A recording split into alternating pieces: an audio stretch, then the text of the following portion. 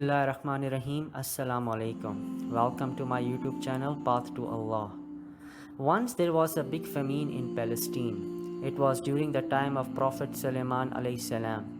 He came out with his people and proceeded to an open place in the desert to pray for the rains to come.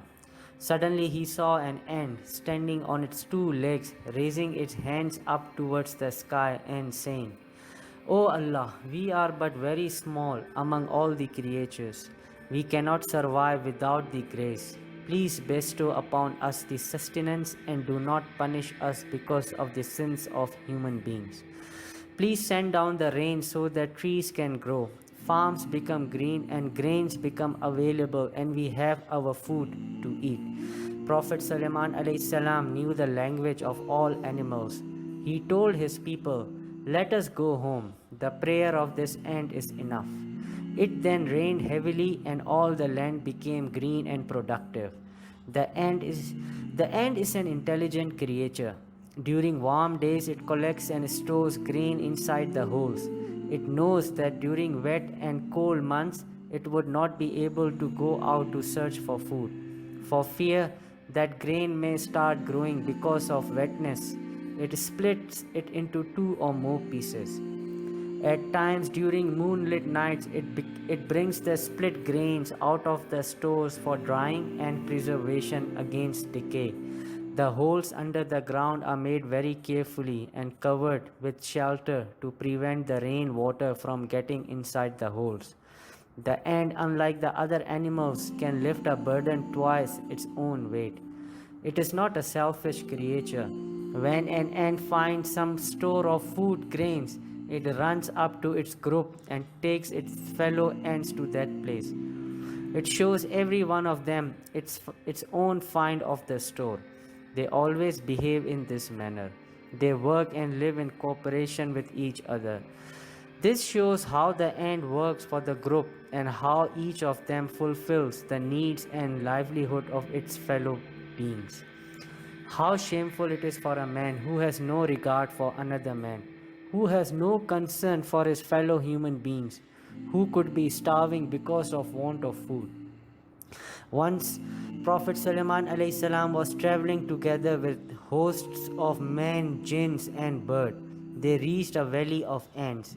When the chief of these ants witnessed the pomp and the glory which Prophet Sulaiman alayhi salam and his companions were approaching toward it, he warned all the ants to get into their holes, lest they got trampled and crushed unknowingly by the approaching man and jinn. Prophet Sulaiman alayhi salam smiled at this warning sounded by the ants chief and ordered his companions to wait till the ants went inside their holes. None of us should hurt any ant while passing over their land, he said.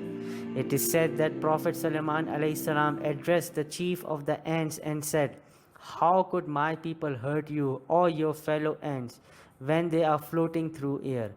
Don't you know that I am a messenger of God and would never act unfairly? The chief of the ants replied, O messenger of God, my cautioning the ants was not for any hurt that they would suffer, but to prevent them getting astray and forgetting the glory of God after seeing your pomp and show.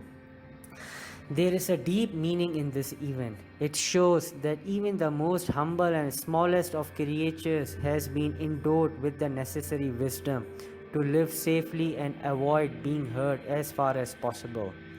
It also shows how even a small ant does have the natural understanding of the true position of Allah. It imparts a lesson that one should not forget the true might and glory of Allah when one experiences a great power and dignity of any creature in this world. Thus, an ant is one of the most wonderful small creature in this world. Surah Naml in the Holy Quran is a chapter named after this creature.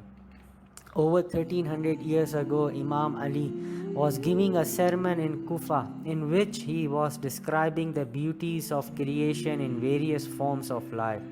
He was referring to small creatures and asking men to study how God made them so small yet so sturdy and strong. He described the ant in these words: "Look at an ant.